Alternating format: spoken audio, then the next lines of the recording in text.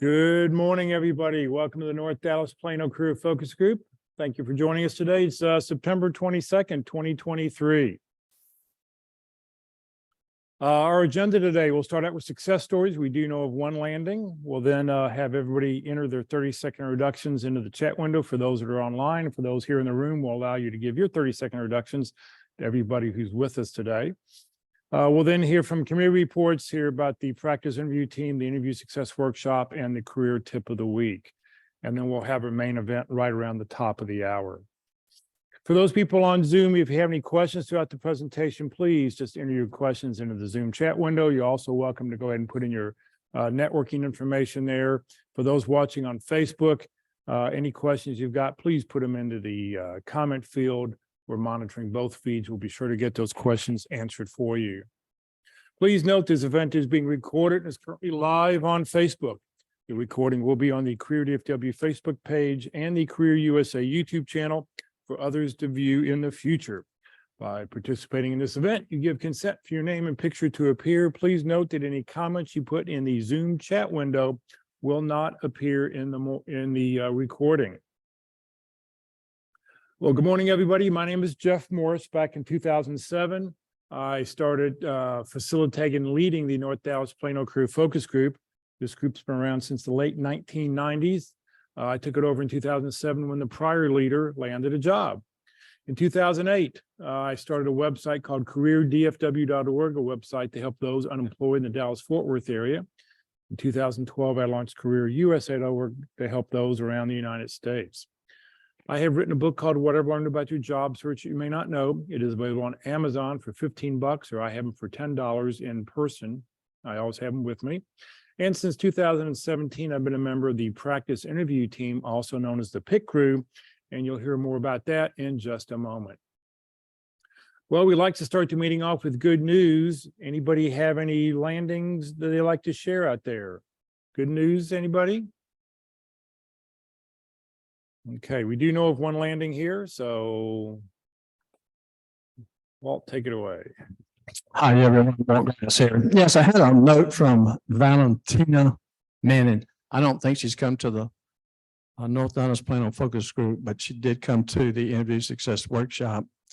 So she landed. She's a tax transformation manager at Koch. That's K-O-C-H, one of the largest private companies in the world. Very interesting person. Anyway, got a couple of tips from her. STAR examples preparation. I had 5 and put them to use at any opportunity. I searched all the company philosophy from their website and incorporated all the points in my examples. Plus, I reached out some connections at the company I could find and asked their advice. I prepared answers to the difficult questions, like how did you handle a critique from your manager? She prepared different questions for each of my 5 interviews to ask the interviewers and adjusted them depending on what I've learned, LinkedIn and beyond, about each interviewer. She was told by the HR person that she talked too much and too long. And so she said, I've got to still keep my stuff short. And that's Valentina Martin. Great. Thank you very, very much. All right. Let's see here. Okay, anybody else? Any other news to share? All right, let's move on. What we'd like everybody to do now, for those people that are online, thank you for being with us today. Please, in the chat window, put down your name, comma, phone number, comma, email address, comma, position you're looking for, comma, 2 or 3 target companies, and then hit the return key. Bless you in here. And please hit the return key. I'll take all that information. I will put it out into an email this afternoon with everybody's contact information, with those that are here in the room and those that put in information on here. I also use this to update the roster. So you will get a copy of the roster this afternoon if I know you're with us. And if you're using this for a workforce solutions event, I'll have a record of it in case they happen to come back and check. So we'll put 30 seconds on the clock.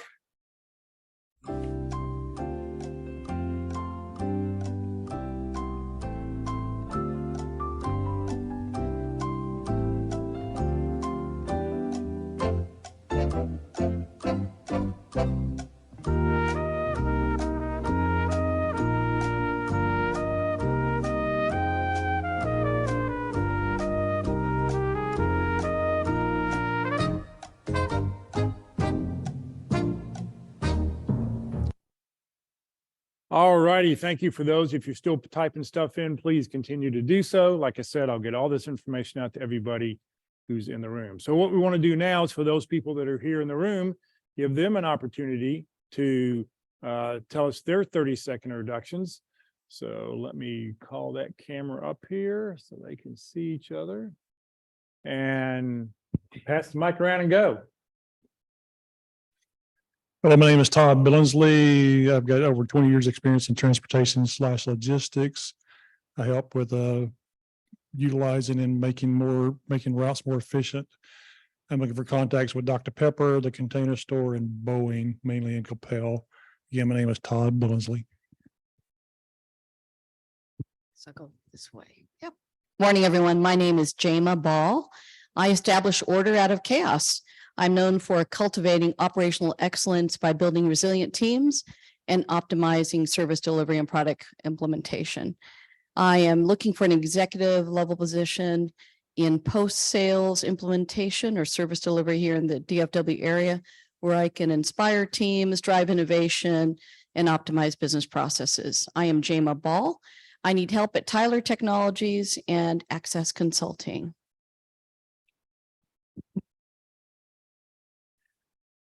Good morning, everyone. My name is Christopher Sholvin. I have over 10 years experience working in a nonprofit organization in multiple positions. I need contacts regarding airline industries in preference, Delta, American Airlines, perhaps even Southwest Airlines. Please get in touch. My name is Christopher Sholvin. Thank you.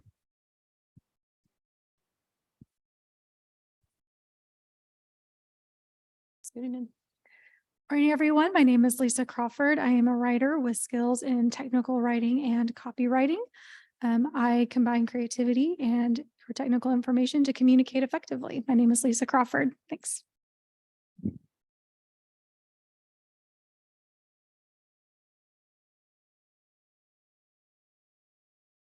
morning, everybody. My name is William McLaughlin. I'm looking for a data analyst role. I do the research necessary to help companies make data-driven decisions that will help them improve their bottom line. Need contacts at CoreLogic and Leidos. My name is William McLaughlin. Thank you. You don't have to get up and be on the camera, but at least you have to tell us who you are. Just tell us who you are, what you're looking for. Okay. Hello, my name is Ashley Dodd. I work in the networking field. I'm looking for a role in like either network technician or deployment specialist or network engineer. And I help to basically manage the internet highways, help the network to stay connected. That's what I do, and troubleshoot when it doesn't stay connected. And I need contacts of, several employers that work for maybe recruiters or employers that work looking to hire network engineers or just networking individuals. Once again, my name is Ashley Dodd. Great. Thank you very much. All right, we got everybody here. Just a second. Take that off. All righty. Let's see here. If you know somebody who's been unemployed, recently unemployed for a long time, if they don't know about, please share the information about Career DFW and careerusa.org. Two totally free websites that are out there just to help job seekers. There's no registration, there's no cost, there's no, they don't collect any personal information. The websites are there just to help you land your next great opportunity. The Career USA website got rebuilt about a month ago. The Career DFW website should be rebuilt here in the next 2 weeks. I'm supposed to see the final version of it this next Monday, and then hopefully we'll get it pushed out online. So if you see any issues, you see any problems, you see things that are missing, things that need to be corrected, please let me know so I can update it and share the best information that's out there with you.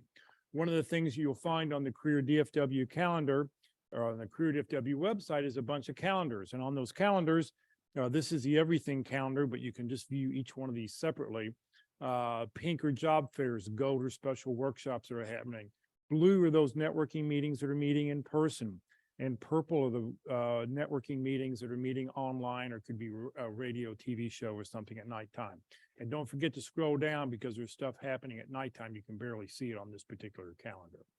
So they're all there to help you. If you know an event that's going on and you don't see it on the calendar, please let me know so I can share the information.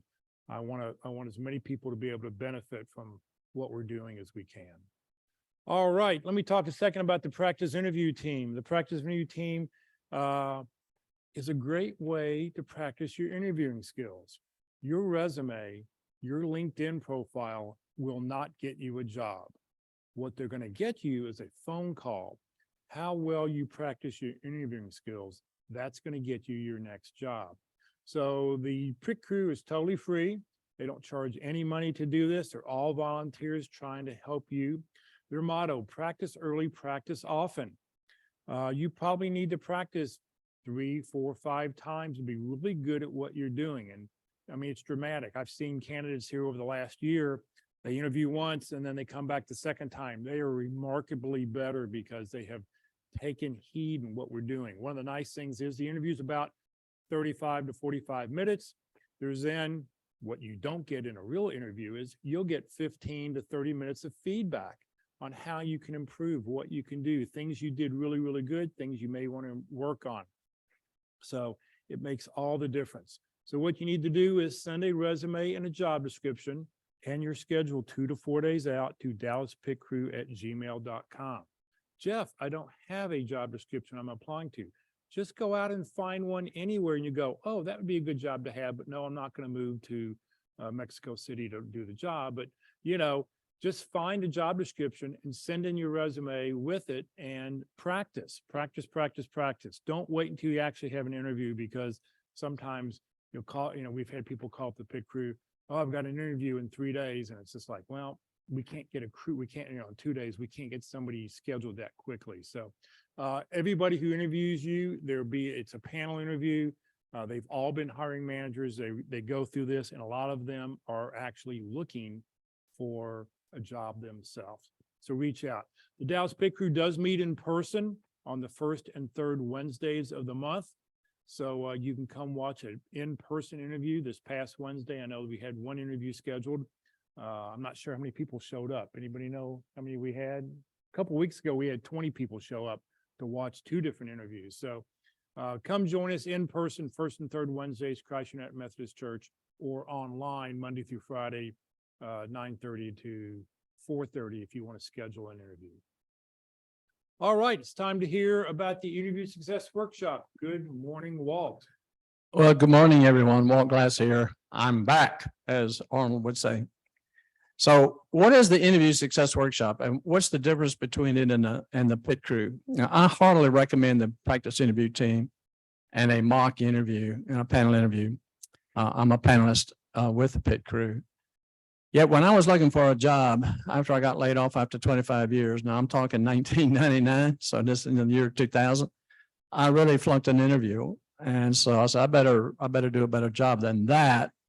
So I did a deep dive into interviewing and looked at, you know, what was I looking for in candidates when I hired people? And bottom line of the search, I said, there's 3 things that companies buy, and that's our personality, our characteristics, our actions, our activities, our skills, knowledge, and experience, and the value we can bring to them, combining those 2 elements.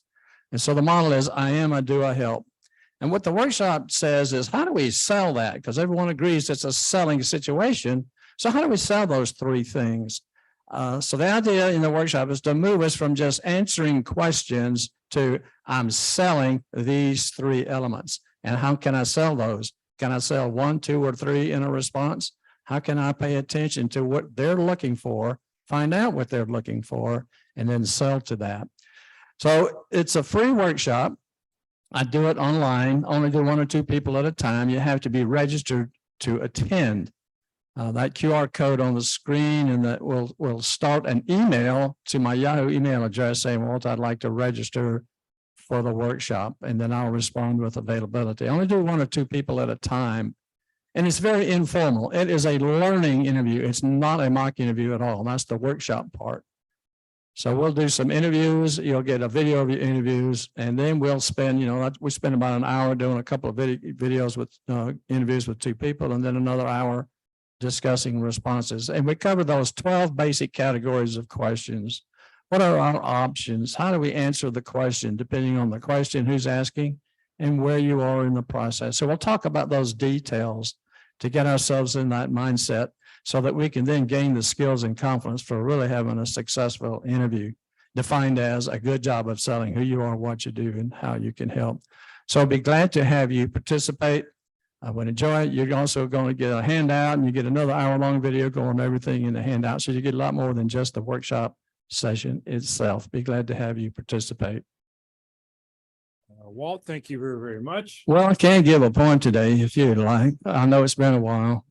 Do you have a poem? So- I didn't pop that slide up, so. Yeah, well, if there's no slide for a poem, I guess we just don't have a Oh, poem. you can give us a poem. That's okay. I got the message, Jeff. Give me a second. Okay, Walt's corny poem of the week. Does interviewing make us all aflutter with no pay to buy bread and butter? Well, practice is the thing, a job it can bring, and what joyous exclamations we will utter. All right, hold on here. Let's get the applause. Where'd it go? Here we go. Here we go. Applause, applause. There we go. Send money in a plain brown envelope too.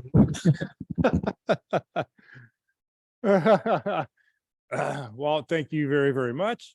All right, let's see here. All right, it's time to hear about our career tip of the week. There's a brand new career tip of the week on the Career DFW and Career USA websites. Every Saturday afternoon, a new one pops up around 1:30 in the afternoon. So Rosanna is with us, and she's going to read this week's tip. Thank you for being with us. Good morning. Good morning, Jeff. Good morning, Walt. Welcome back. Hello, everybody. All right. Before I get started, real quick, just to let you know, I'm noticing a volume difference between where Walt is and then where you are, Jeff. Yours seems a little lower, and Walt's was definitely very loud. So there's some kind of a volume difference. I don't know if everybody else is hearing it or not, but I just wanted to at least say something. Well, Your volume dropped.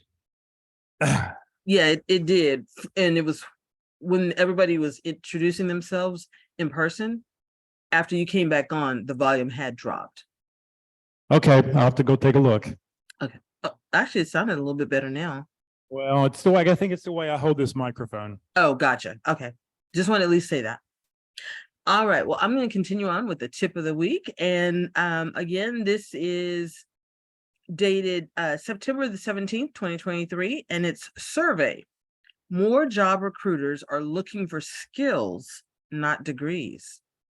Since 2019, the share of recruiter searches on LinkedIn that include a skills filter has grown by 25%. Now, this article is by Adam Rowe. And so he's basically saying job listings that don't mention any degree requirements have reached a massive 90% total. One new HR-related survey has found this. And that's good news for anyone that wants a fair playing field for skills-based job positions, although it might be a bit of a bummer for anyone with a little or a lot of student debt. Formal educations have long served as barriers for many, and as an easy way for recruiters to cull their stack of applicants down. And so now the job economy is moving in a different direction. So there are I would say 3 main points to this article. First, 75% of recruiting professionals say skills first hiring is on the rise. So LinkedIn issued the survey that uncovered the shift away from formal education signifiers. The social platform's Future of Recruiting Report 2023 found that skills-based hiring is on the rise and could be the future of job placement around the globe. Since 2019, the share of recruiter searches on LinkedIn that include a skills filter has grown by 25%. And today, recruiters are 50% more likely to search by skills than they are to search by years of experience. Again, this is according to LinkedIn. The next point is businesses must Yeah, that doesn't make sense. Sorry about Yeah, I was like, huh? Okay, so I'm gonna read it just as it says. Businesses must to know what skills their workers actually need. Part of a shift towards focusing on skills over certifications. Businesses need to make sure they know just what those skills are. Part of having a skills first strategy is going beyond just hiring to ensure you're looking at the larger picture. First, you need to understand the skills that your business needs. Then understand what skills your employees have or that they can develop and what skills you need to hire for so that you build your talent strategies accordingly. That's easy to agree with. A full 94% of recruiting professionals did just that part of the recent survey. Not quite as many, 84%, say that working towards understanding employee skills is currently a priority at their own company. However, suggesting that there's a little more work to be done on the front. The third point to this article is a healthy job market might be pushing recruiters toward the skills-based search. Tech jobs are still being slashed left and right, following a trend that first kicked off just about a year ago, but employment is actually pretty high in the overall economy. That strong job market might even be impetus behind the trends away from degree requirements. Recruiters need to fill job positions, so they've dropped some of the barriers that can be filtering out perfectly good workers. As a result, some workers are finding jobs that would have otherwise passed them over. You don't need a degree to see the economic benefits to taking a skills-based approach to job searching. Well, again, this is the career tip of the week. It's dated September the 17th, 2023, and it's a survey. More job recruiters are looking for skills, not degrees. All right, everybody. Well, enjoy your weekend and stay safe and comfortable, because this is, I think tomorrow is the first day of fall. Don't fall out there. No broken hips, please. All right. Thank you very, very much. All right. Today for lunch, come join us if you'd like to. We're going to go to Dickey's Barbecue, 44032 Preston Road up in Plano. It's on Preston, north of Parker, south of Spring Creek. It's over on the east side of the road, sort of across from Weir's Furniture, that whole complex right there. So if you'd like to come join us, we'd love to see you today at 11:45, Dickey's Barbecue. All right, our main event in just a couple of moments is how to make networking strategies at work with Mike Perry. The reason sort of did this is last week, I know there was some discussion about networking and how to do it and where to do it. And so I thought this would be a great presentation to show today. Upcoming sessions. Next Friday, we've got a really interesting presentation. John Light will be with us. He runs a recruiting firm in the Houston area. And I saw him give a presentation this past week about AI's impact on recruiting, how he's using artificial intelligence to help him in the recruiting business. So join us next Friday for that.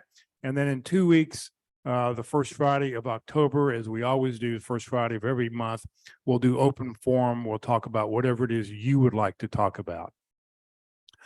Okay, it's time for our main event. Mike Perry, he's the president of Leading Edge Solutions. This presentation is actually from a year or so ago when he gave this to the group. So this is a pre-recorded presentation. If you have any questions, put them in the chat window and we'll be sure to get those answered for you at the end of the presentation. So give me just a second to get it up and going. Oop. Let's see here. Where'd it go? Where'd it go? Where'd it go?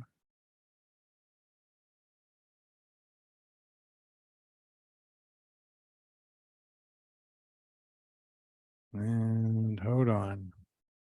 Thought I had it loaded up here. Let's see here. Open with.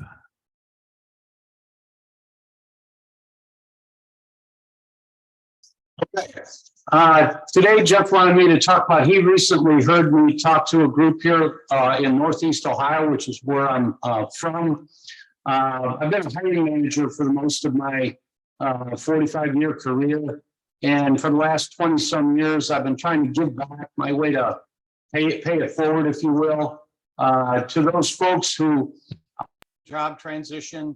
I find, as I'm sure Jeff and all his volunteers and coaches find, there's a lot of terrible information out there to help job seekers. And I think because of that, the same way that Jeff and his crew are paying it forward, I've tried to help out. This has nothing to do with the financial planning, obviously, that I run this business for, but it's our way of paying it forward. Now, you see on the title slide here, this is an understatement, but just a couple of years ago, that's what networking really, I think, people perceived and what it looked like there on the left. And thanks to our friend, the COVID pandemic, this is a lot what networking looks like today. We've gone from what people perceived it to be large groups all the time going to meetings. And listen, that was very effective, but can't do that anymore. We have to become, COVID forced us to become very familiar with Zoom, Microsoft Teams, Skype, getting on the telephone more. And although we're back to one-on-one meetings, this group thing is just really not where we're going anymore. This is really going to be the basis for my presentation today. And Jeff saw this when I presented to a local job seekers group here a few weeks ago.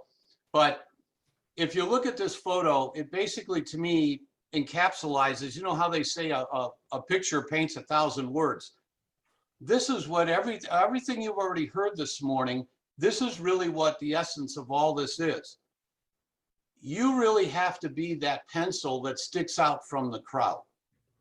Whether you do it in your interview, whether you do it on one-on-ones, whether you do it in a networking group, you still have to be perceived amongst all those other pencils or job seekers. You have to separate yourself from that sea of sameness that there is. There's still a lot of people out there looking for work. Even though there's a lot more open jobs or a lot more people looking than there are jobs, I guess.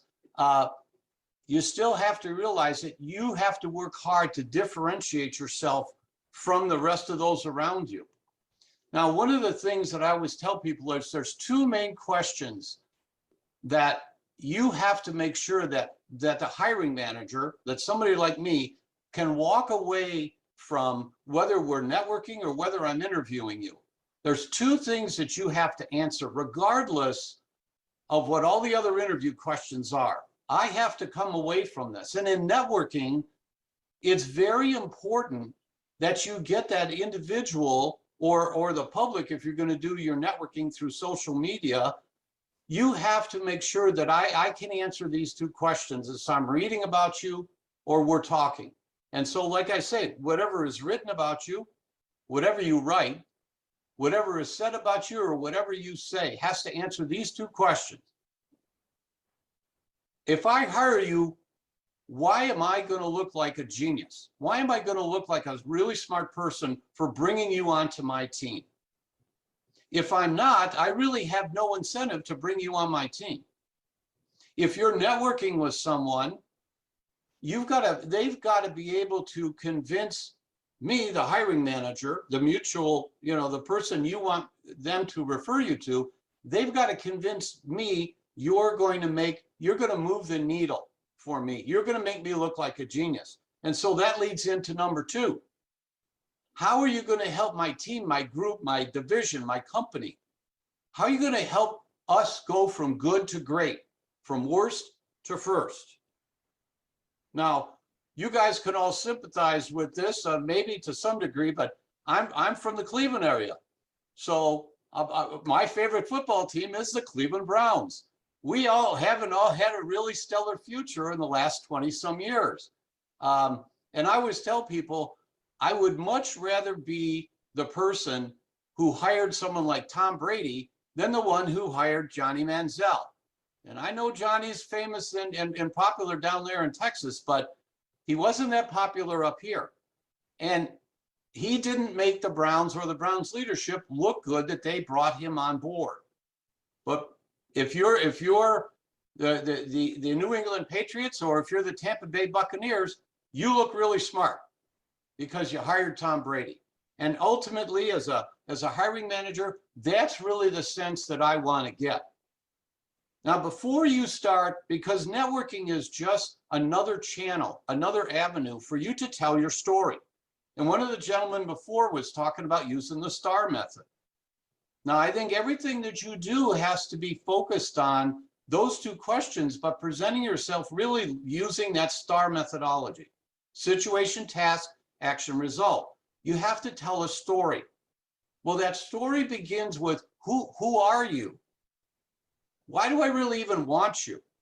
And so when we talk about personal branding, the thing that I really always tell people is, what really defines you? How do people perceive you? Do they perceive you as a person that says a lot, but doesn't live up to promises? Because that creates a real reputation or a brand for you.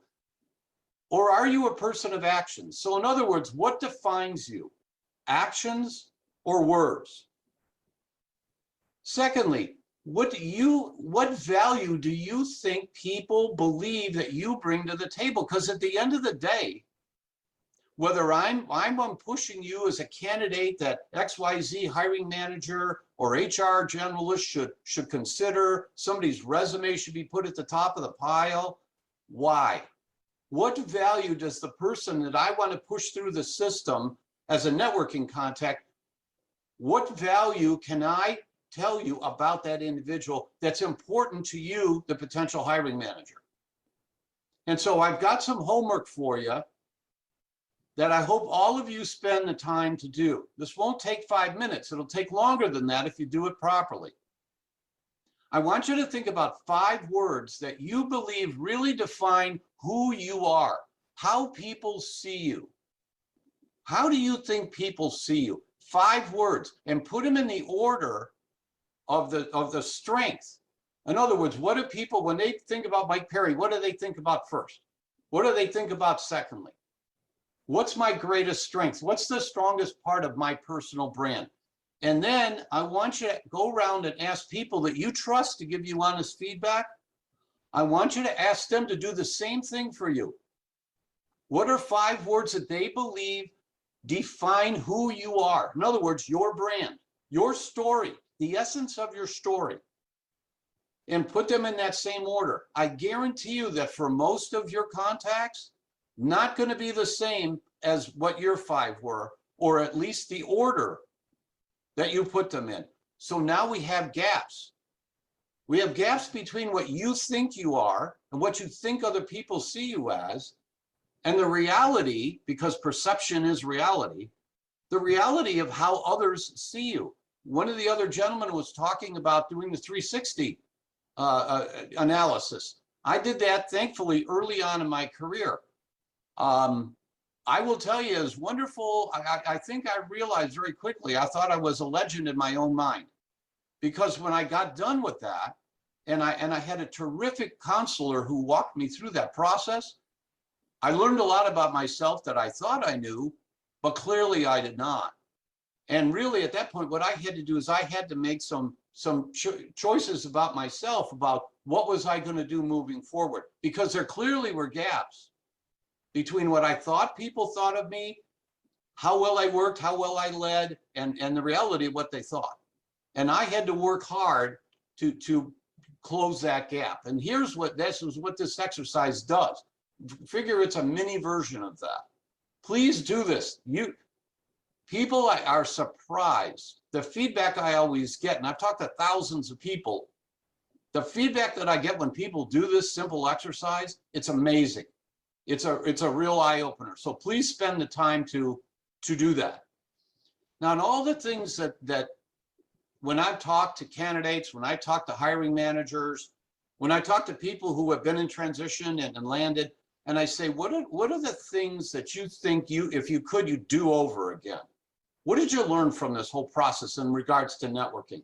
Number one is it's a poor approach. People take the wrong approach. They think, if I meet Jeff for the first time, I'm kind of trained And that I feel like I'm compelled to immediately go into telling him I've lost my job, I'm in transition, and then immediately put the switch on to give him my elevator pitch.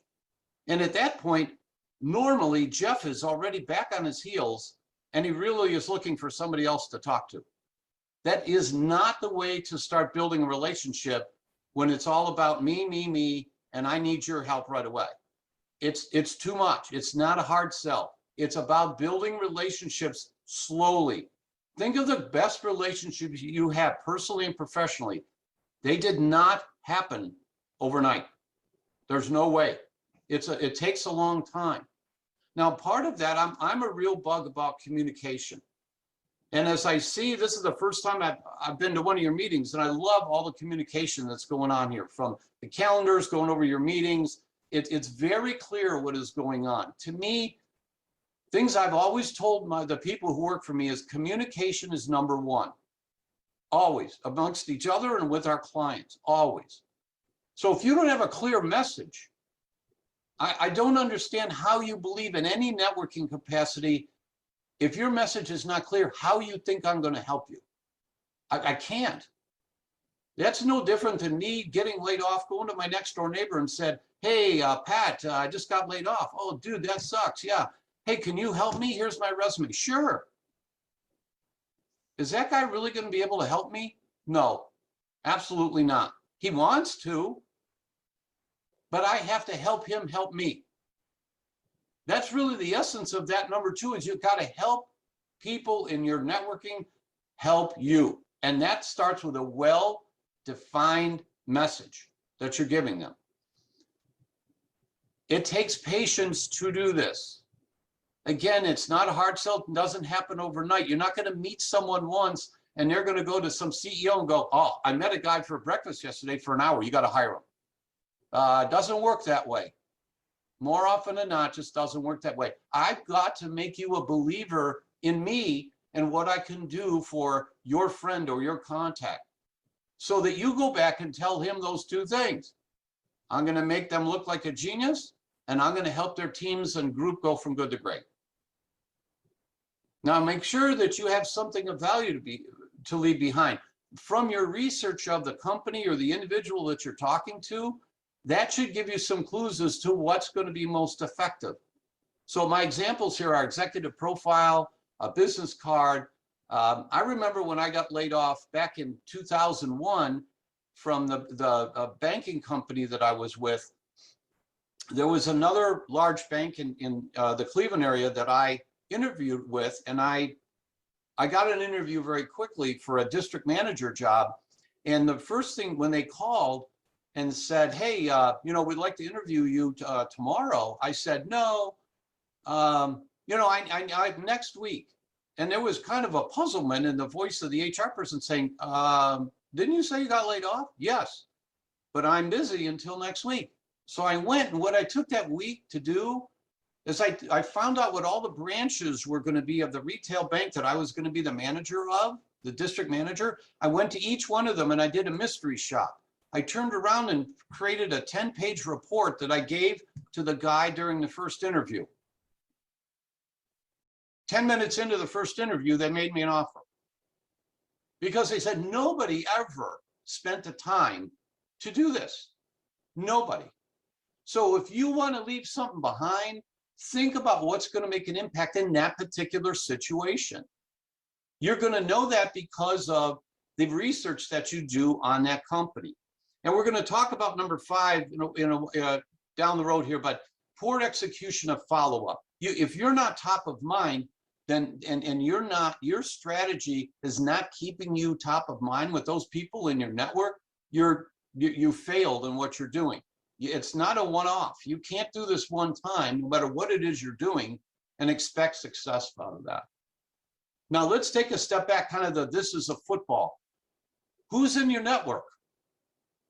If you look at those representative pictures, frankly, it's easy. This is not a trick question.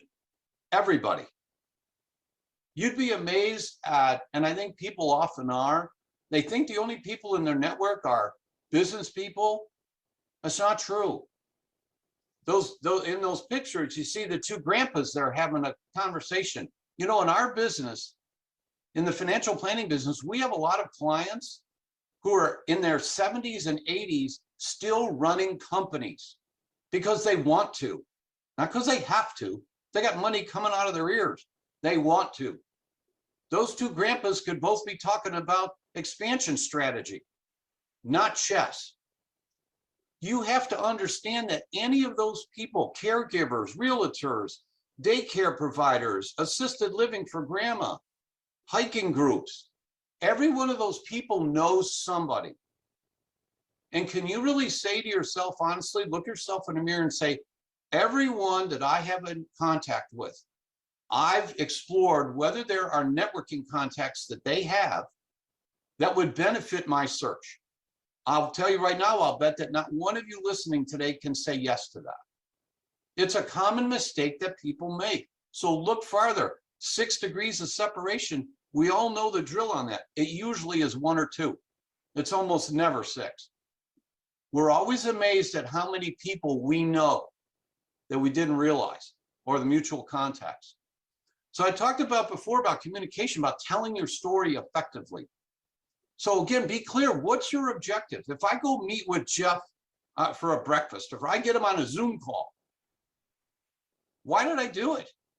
What was my objective? What do I want to get out of that? Jeff needs to have some expectations, but I need to be very clear to him about what I'm looking for as the conversation takes place. I don't want to hang up with him or leave a breakfast or whatever the meeting is and have Jeff sit there and go, well, he seems like a nice guy, but I'm not quite sure what he wants. Again, he doesn't know how he can help me. So you got to be clear. Make sure that it's simple and complete.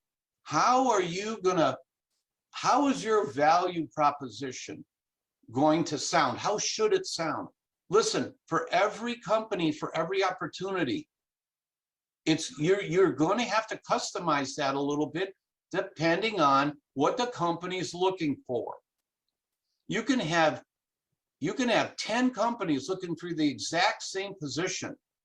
You're going to find 10 slightly to very different job descriptions for the same position title, because every company has their own biases about what they think is important.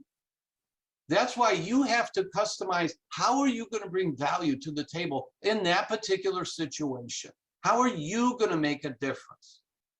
So make sure that when you're doing this and you're putting together your story, which is digital, it's verbal, it's when and we'll get into some of the social media type of networking that you can do as part of this whole strategy. Make sure everything is in sync. I was telling Jeff a few weeks ago when he and I were on a call, I've often talked to candidates and who I've maybe seriously considered. And when I look at their LinkedIn profile, I look at their resume, and I have a quick phone screen type interview with them, I think it's 3 different people. Because they haven't done a good job of making sure that they've done an inventory of themselves to make sure that what they have on social media matches up exactly with really what's on their resume and what they're going to talk about, either in a networking environment or when they're interviewed. Remember that a networking conversation is just another form of an interview. It really is. It's the same thing. So those gentlemen who do the interview practice for you, not only practice an actual interview, but practice a networking conversation with them. A lot of it is similar. Some of those questions that the individual may ask you so that they can do a good job of telling their contact why you're so valuable, they're going to ask you some of those same questions, and it would be great to practice that.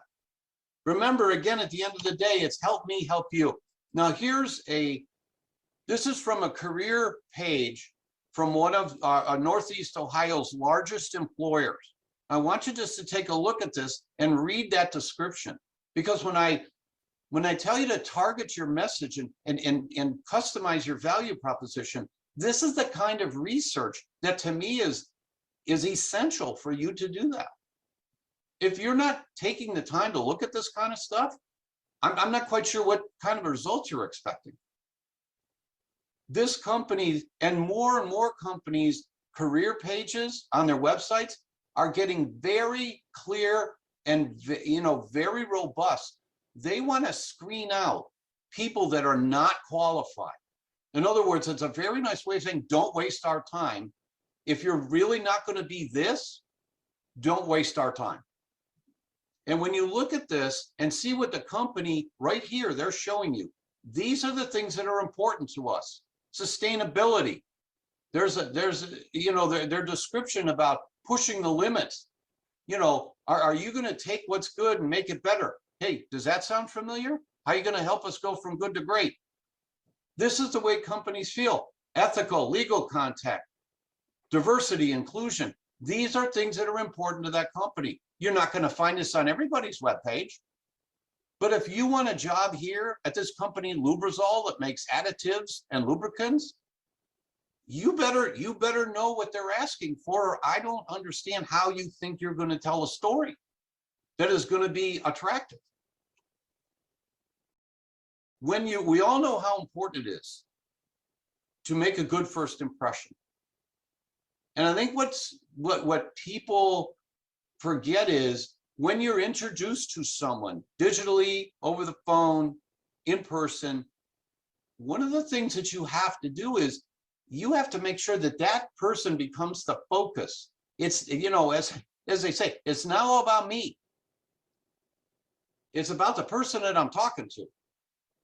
I have to make sure that I'm delivering a good message, but a lot of it is I need to, again, to start and really find out how I can do things, how I can help them.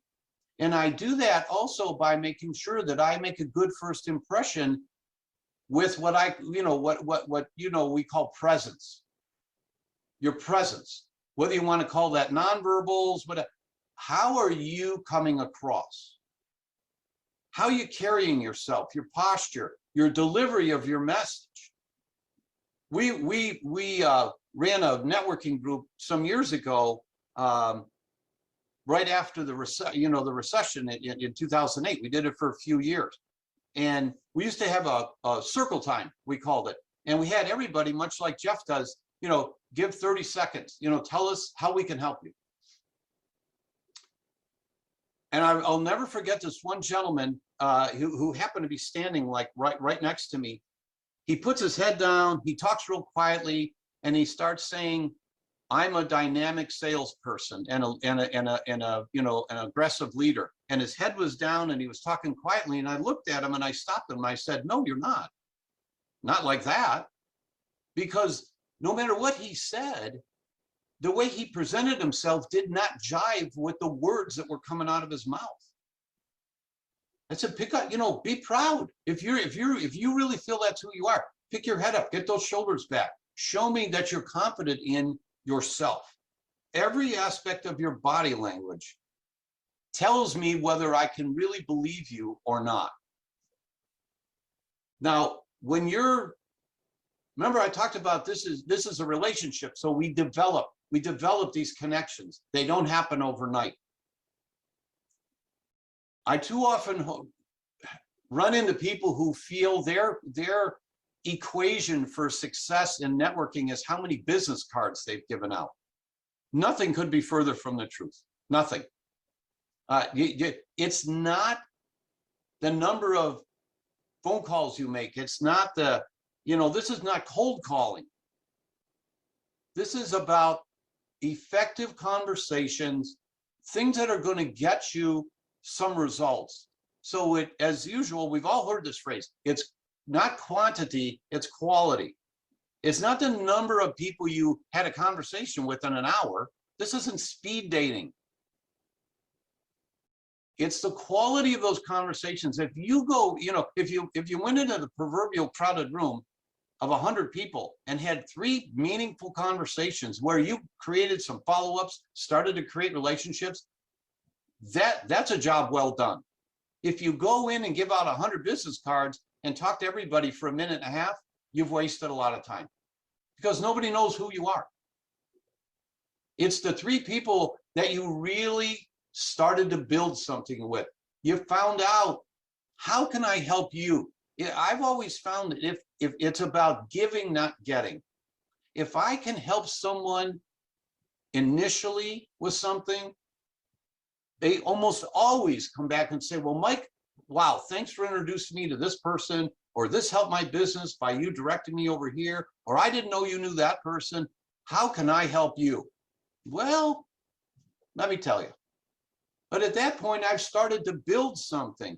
I've started to build that relationship because I've given something to them. It wasn't about me right away.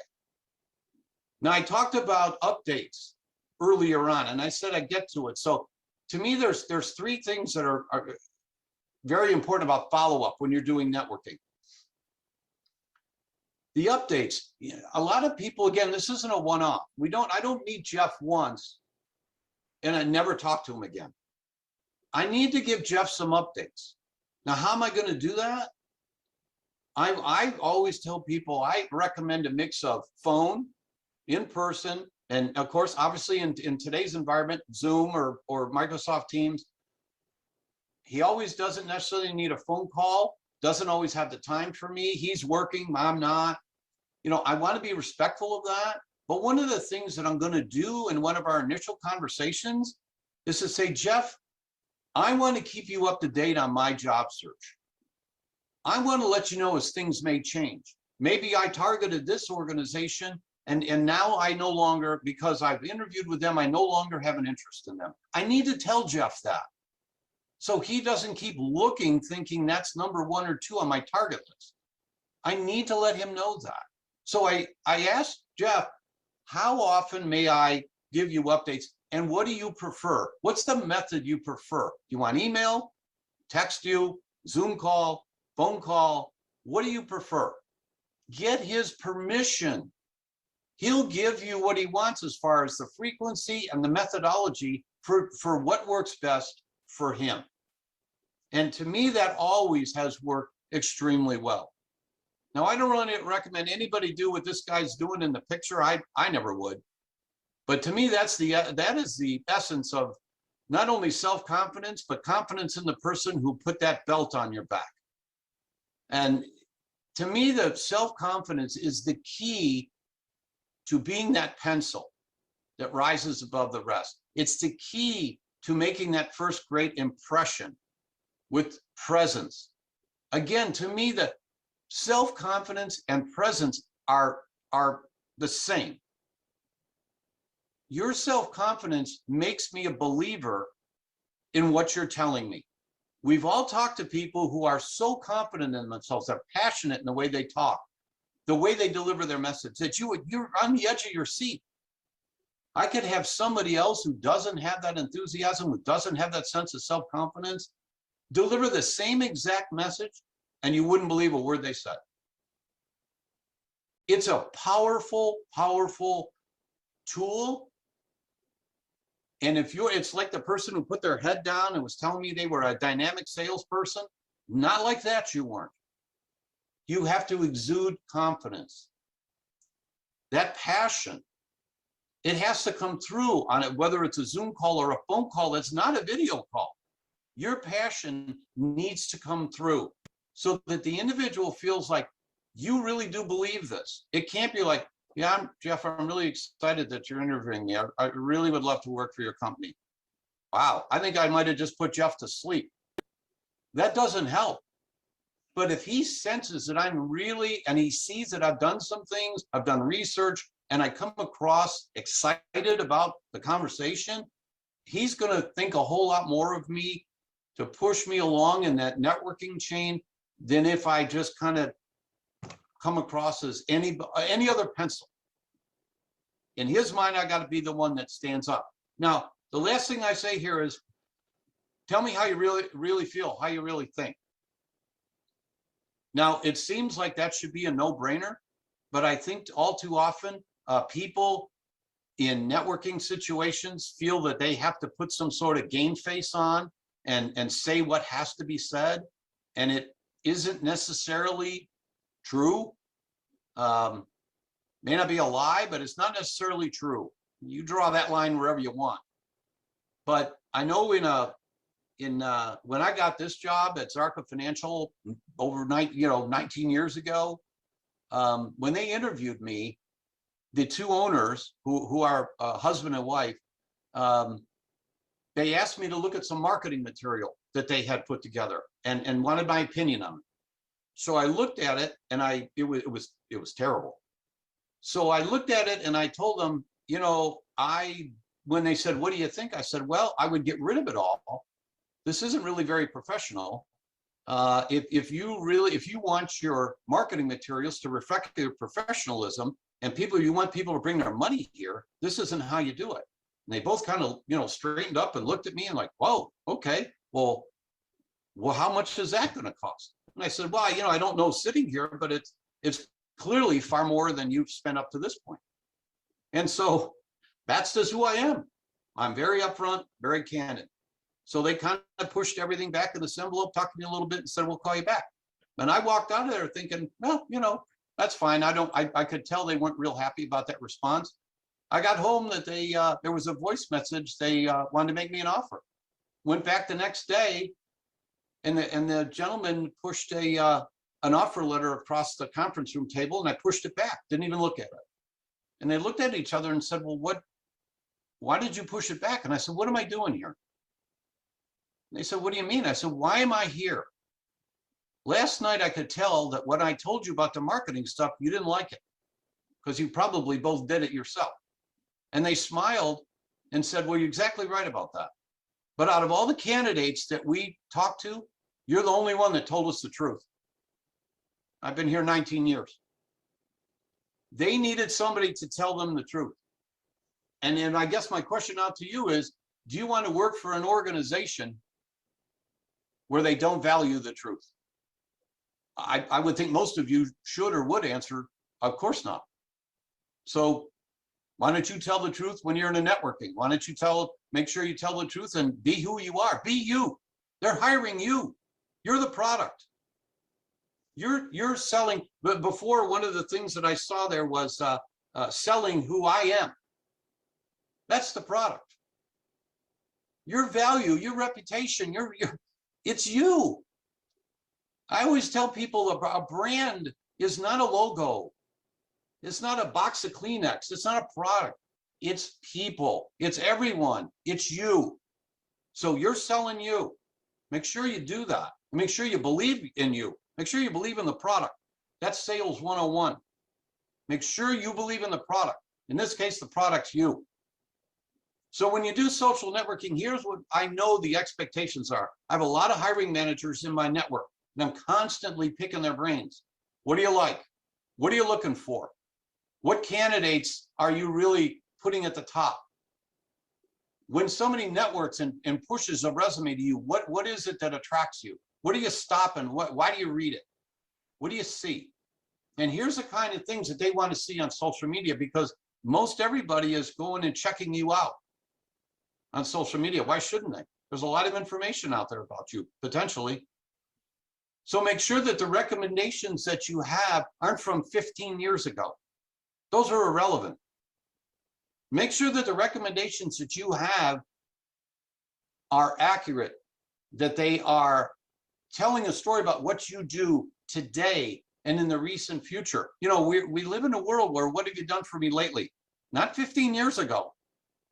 I don't know that guy from 15 years ago still can do that. I need to see recommendations that are more current. So if you don't have those, these people who are in your network, pick up the phone, call them, email them, ask them to give you a more recent recommendation. That carries a lot of weight. I'm sure, Jeff, I know you said you guys have LinkedIn programs too, do you not? Okay. I'm sure they're talking about recommendations, but make sure that they are current. Just having one doesn't mean anything, again, if it's too old. If I'm going to say, and I believe that my brand is X and that's how I'm presenting myself, your social media better be in sync with that. It better make sure that it's proof of your stated brand. So for example, if I want to be in sales and I'm that dynamic salesperson and I'm telling you that, oh, I'm a great networker and I create a ton of relationships. Okay. If I look up your LinkedIn profile and see there's 5 connections and they all have the same last name as you, yeah, no, apparently not the same. So do a digital inventory of yourself. What's out there? Google yourself. Have you all done that? Google your name. See what's out there, because I'm going to do that as an employer. What am I going to see? Shouldn't you know what's out there? What if I ask you about something that's out there? You can't look at me like you're surprised. You better know what's out there. Again, make sure that what's out there support. Remember how I said I thought I was talking to 3 different people. You have to make sure all this stuff, all the puzzle pieces, create that picture of you that you want represented. You got to work hard at this. This stuff doesn't take 5 minutes. You got to invest some time in it. And make sure that nothing inappropriate. We read about this stuff every day. Athletes, politicians, celebrities, they're constantly backing off of things they put out there, photos, tweets, messages that get them in trouble. They think they're funny or correct at the time, and months or years later, they're in deep trouble. And you have to understand, none of this stuff goes away. None of it. When Jeff was on the online, when I did a presentation a few weeks ago to the job search group up here, I showed a slide that from Ohio State University, where some of my kids went, and one of my sons had told me about a big riot they had right before, a couple of weeks before school was out, and I made sure he was okay and that he wasn't calling me from the police station. And then I asked him if anybody he knew was involved, because he said some kids, they were throwing beer bottles at police. And I said, well, do you know anybody? And he told me a kid in his class, one of his classes, was one of the ones arrested. I said, give me his name. The next day I looked it up, and there was a horrific intake pictures at the police station of some kid all beat up. And the story above his picture was all about how he threw beer bottles at police. That was in 2011. That was 10 years ago. I looked it up the other day. I can find 7 different places where that same story still exists on the internet. 10 years later. This stuff never goes away. Be careful. Do a digital inventory of yourself and understand what's out there. Now, I talked again about first impressions a few slides ago. Often when I speak, people will send me LinkedIn, contact requests, connection requests. And here's an example of 2 that I actually got. So the one from Irene is what I would recommend. That format, that type is what I would recommend. Again, I'm hopeful that in the LinkedIn presentations that you've had or you will have, they talk about this. But this is part of networking, folks. This is how you're representing yourself. So I spoke at a job seekers group, and the next day I got several connection requests. One was from Irene, and you can read what she said. I always like when people don't just use the canned, hey, let's connect. I want the person who I saw took the time, invested some time, and wrote me something. That person has more, to me, more potential. They're putting more effort into things. They're showing me the kind of person that they are. That's a great first impression. Now, look at the difference between hers and the picture that was on the other one, and this other guy, we'll call him Mr. Blurry, that he just sent me the canned, let's connect on LinkedIn. Well, you can guess which one I connected with and which one I did not. Again, look at your LinkedIn profile. Jeff, I'm sure your folks who give these presentations are prompting your membership to do this. Folks, it's so important. Everybody today looks at LinkedIn. Recruiters are, hiring managers are, make sure that it's a very robust representation of you. That's part of the networking process. That's part of your overall strategy. Now, as far as going that extra mile, here, I'm going to go over a little trick that I find virtually nobody does. In all the hundreds of presentations I've done, I've yet to find anybody who's actually used this as a tool. I still bring it up because I think it's very effective. So I showed you the Lubrizol website before, and let's assume I'm looking for a marketing position. So if I really want to figure out who I can connect with, who I can network with to get my resume and myself in front of somebody at Lubrizol Corporation in the marketing department, all I have to do is a search, and that, you know, LinkedIn allows you, and I don't have the premium version, I just have the standard grunt version. I'm looking for Lubrizol Corporation in the greater Cleveland area, and I put a keyword of marketing in there. Those are the filters that I use. So I got 57 results. You know, they're a very large company. And so the trick here is go through this, and if this helps you find who to network with or how to get to that individual. So I want to look for who's the boss, who is the director of the group that I'm going to be in, that I want to be in. So the lady on top, Diane, she's the senior director of global marketing in greater Cleveland. Certainly that's probably a person I want to get to know or get my resume in front of. There's others who are lower level directors or managers. I have to sift through this. I'm not going to network with all 57 contacts, but I want to try and figure out to whom I want to focus my energy. And then I got to go back and find out, are there any mutual contacts? You all know from looking people up that I have with Diane, I have a couple of mutual contacts. Both of those people that are listed are great contacts of mine. So if I wanted to meet Diane, I could call John or Nada Norval and say, hey, here's what I'm doing. I want to get into Lubrizol in the marketing area. Can you do one of two, either of two things? One, can you get my resume over to Diane? I mean, you know who I am. You can pitch me, but let's talk about why I want to work there. Secondly, do you know Diane well enough so that the three of us can either get on a Zoom call or I can take you guys to breakfast or lunch? Get me in front of her. Both of those people that are listed as mutual contacts are people that would do that for me. That's part of your networking strategy. Figuring out what's the back door into these places. And so if you go in and find out who's in charge in that area, you know who to go after.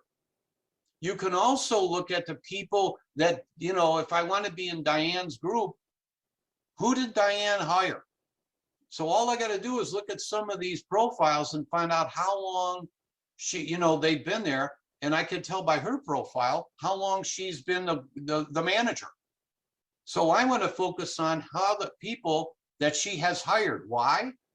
Because Diane and every one of the people listed have different biases about who they feel are top candidates. And so I want to know, and I want to see who Diane has actually hired. And then if I know them, I want to get to know some of those people along with knowing Diane. But I would strongly encourage you to spend time and do this for yourself, for the target companies that you want to go after. Drill down your search efforts. Figure out who you want to target, not just the company, but individuals, and find your John and Nada and see if you can open that back door and get a meet and greet with these people, or at a minimum, get your resume and have a phone call from your contact and the mutual contact to talk to her about you. And basically start telling her the story about how she's going to look like a genius for hiring Mike Perry, and how Mike Perry's going to go in there and help her group go from good to great. And if they're good now, how to make it even better. That's how you use this tool. Now, a couple other things you can do in social networking. This is all part of networking. Podcasts are the hot item now. They have been, again, thank goodness, thankfully to the pandemic, there are more podcasts now than any time. They go on, I think the number I heard was, a couple thousand new ones per day. So if I just Googled podcasts about marketing, why? Well, if I listen to some of the top 10 marketing podcasts or whatever, I'm going to get new, fresh ideas outside of the box I was in for the last 10, 20 years at the other employer I was at. So when I want to go into these places, I'm going to at least pick up what's the hot item, what's being talked about now. The one on the bottom of the slide there is 30 best marketing podcasts you should listen to. Maybe there's best practices in there. Maybe there's people I can contact. So I say subscribe to the podcast, comment on them, or create one yourself. Part of networking is delivering that message to people about, again, why your talents, your value, what do you bring to the table? If you create a podcast, you can talk about your ideas, how you've helped, successes that you've had. It's a virtual resume done in a podcast format. So you can consider that, and there's still blogs about marketing, same thing.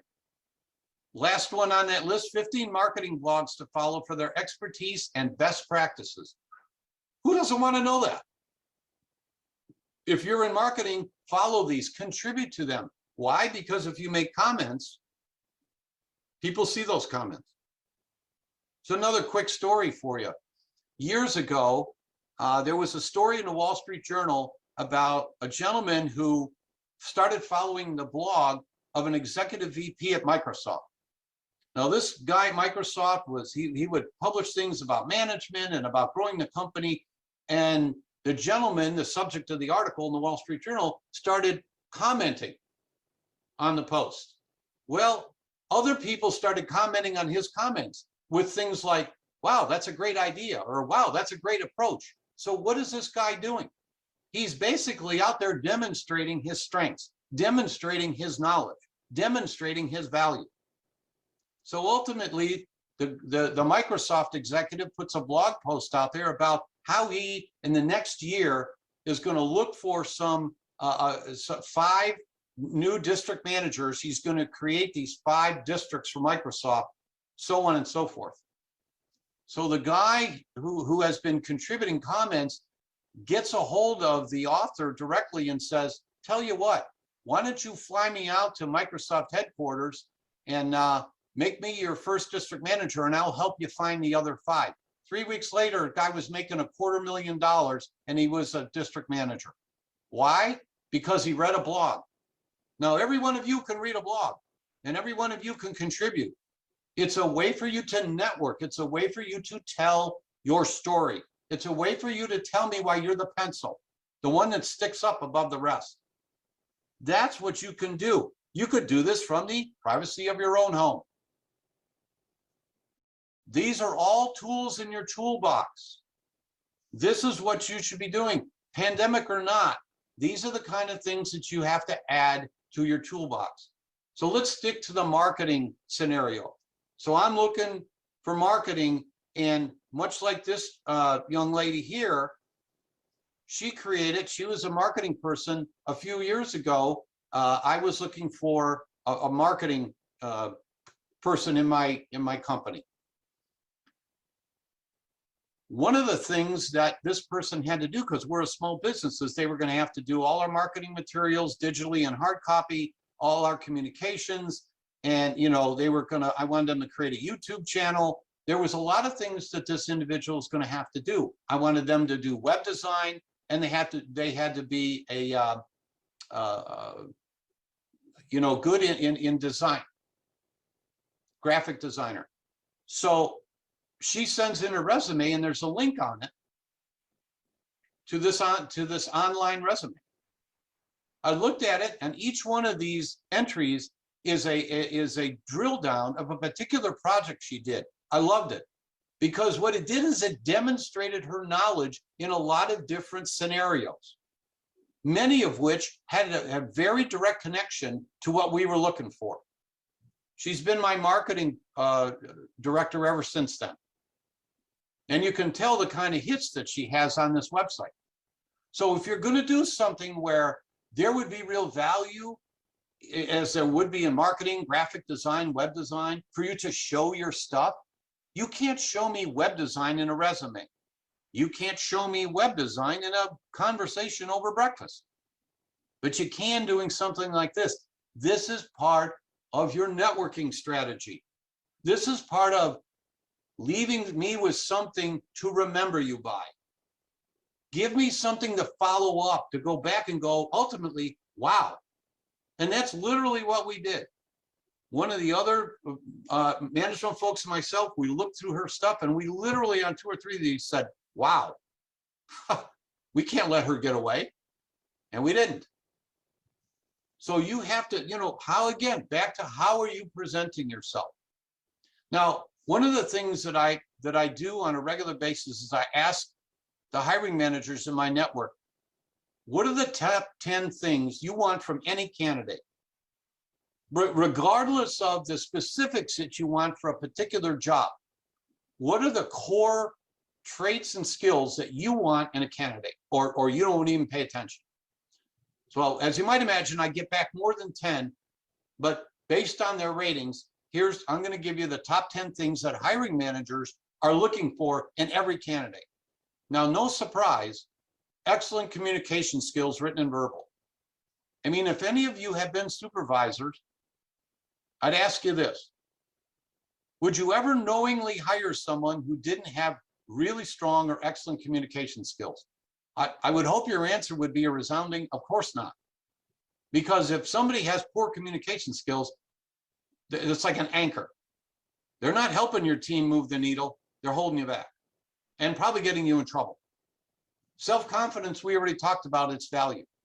It's huge. Well, look at where it is. It's number 2 on the list under communication. Employers need to see your presence, your belief in yourself, not just you running through some elevator speech that you've over rehearsed. That's not what they're looking for. Team building. You don't have to be the team leader to help build a team. You can be a great team member and have that and have someone see how you build the team around you. We all have to be innovative and resourceful. We all have to be MacGyver. So I always tell people, what examples can you give me of your innovative and resourceful abilities? How do you get out of the box? And just like communication, I would ask you again, would you hire anybody who wasn't really skilled in time management, planning, and organization? Hell no. There's no way. Because that's a disaster waiting to happen. In today's world, I cannot afford somebody who can't manage their time and is poorly organized. I can't. There's a great quote up here. You can't build a reputation on what you're going to do. You're no kidding. Your reputation is based on what you've already accomplished. What your actions you've already taken and what people's perceptions are of you based on those actions. Not what you talk about, but what you've done and accomplished. So the last 5 things, decision-making and judgment. Great decisions can turn a company around. Poor judgment can bury you overnight. We've all seen it. We've seen how CEOs are fired, let go, companies, stocks destroyed because of really poor judgments that are made. You have to be a global thinker. You have to be a visionary. You have to understand that the things that everything you do, everything you don't do has an impact on the rest of the group, the rest of your team, the rest of the company potentially. If you don't understand that, that bothers me a little bit. You can't be in your own world. You can't. I don't care how big your company is. You have other people depending on you. We all work on teams. You've got to be able to know that the things you do create a ripple in a pond, a big one or a little one, but it's still a ripple in a pond. You got to understand what that's going to do. And we all get this, I hope. You have to embrace diversity. You saw on that one website from Lubrizol, Inclusion was one of the 6 main boxes they had on that website. Inclusion and diversity. I would say there's probably the minority of companies today don't believe in that, whether they're forced to believe in it or just want to truly embrace it. Do you? Can you give me examples of that? When you're networking with somebody, can you give them an example if somebody asked you about that?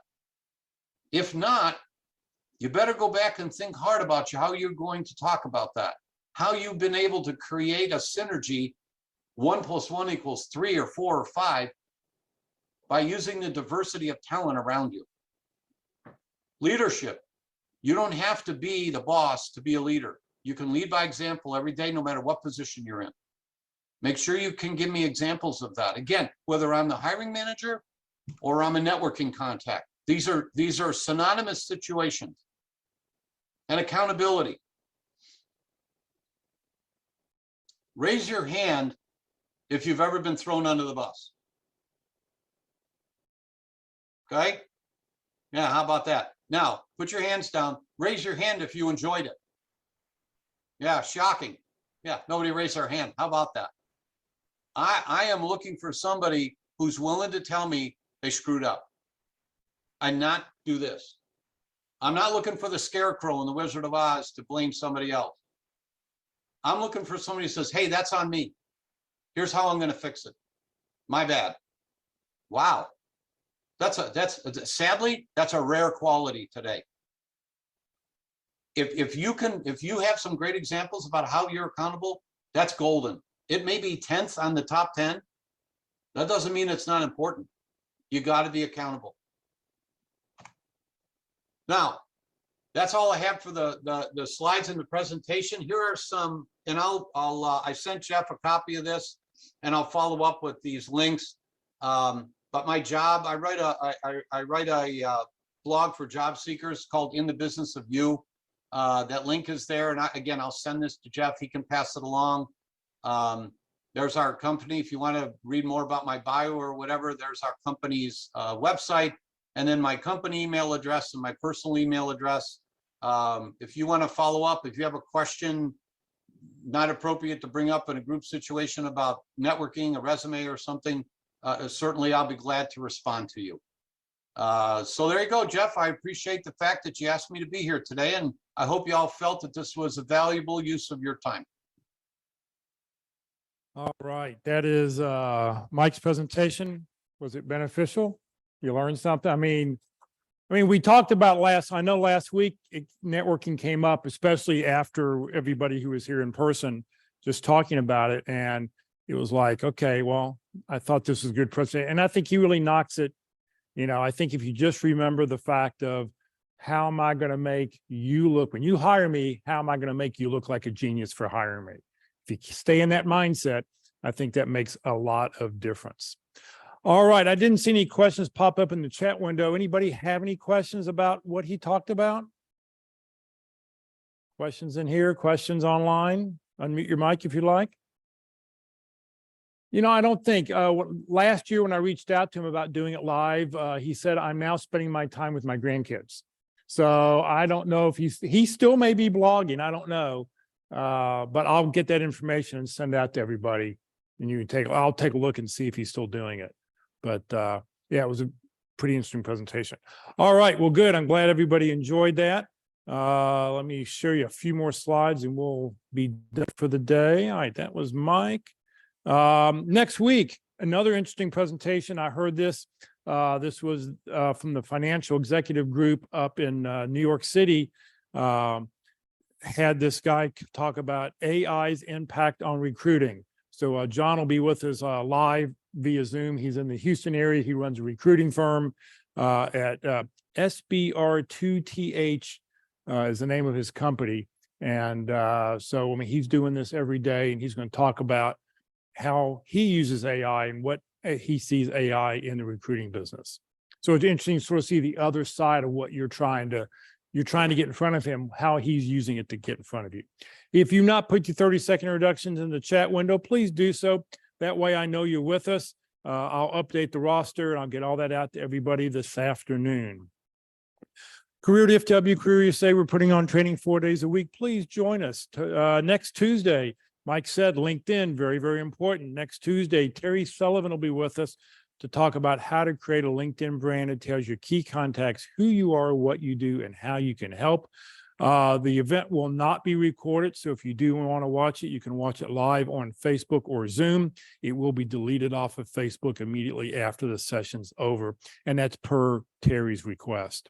Next Wednesday, the practice interview team, you'll be able to watch an actual practice interview by the PIC group online. It'll be on Zoom only. There'll be no Facebook feed that day. You can schedule your own free interview by reaching out to dallaspicrew.com. And like I said, it'll be on Zoom only next week, and it will not be recorded. It'll only be recorded for the candidate so they can go back and watch it themselves. Next Thursday, we're going to talk all about networking again. So if you'd like to join us for another speaker to talk about interviewing, please join us next Thursday at 1 o'clock. This session has been recorded. You will be able to see it on the Career DFW Facebook page or the Career USA YouTube channel. You can send the link to other friends that you know about who may benefit from watching this. On the Career USA YouTube channel, first click on subscribe if you're not subscribing. We'd love to get over 1,000 people subscribed. We're at 780 or something like now, last time I looked.